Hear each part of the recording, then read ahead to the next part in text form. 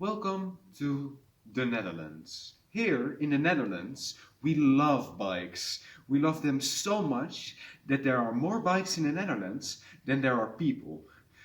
We use them to get everywhere, for instance, from school to work.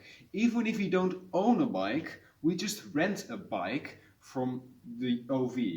Cycling is also really safe in the Netherlands because we have bike lanes and separate traffic lights. But how did the bikes come to be? The first bike was made in 1817 and it was called a laufmachine or draaischine. It was two-wheeled and steerable. You had to walk to make it move. Carl von Drais patented it in 1880. Treadle bicycles were a big upgrade from the draaischine. It was unclear who made this version of the bike, but the first evidence of someone making this was Thomas Mackall in the 1830s.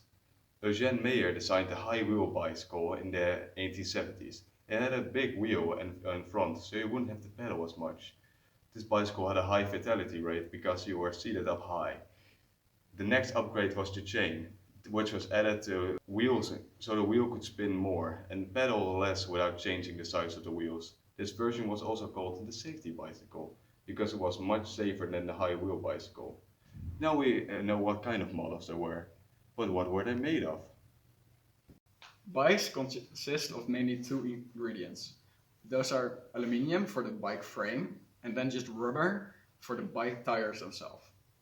The rubber for the tires is made synthetically in factories and it's made from earth oil. Then earth oil is found underground in the earth and it came to be because small animals were buried underground after long periods of time, and then the pressure underground squished those animals into earth oil. The earth oil itself chemically consists of mainly carbon and hydrogen. So now we know the pure materials bike consist of. But to know the origins of those materials, we need to go way back, all the way to threshold 2, stars light up. After the Big Bang, the universe was filled with energy and matter that slowly clumped together and eventually it formed stars. In those stars, because of the high pressure and the heat, elements were created. All elements till iron. That's also the way the elements for our bikes were created.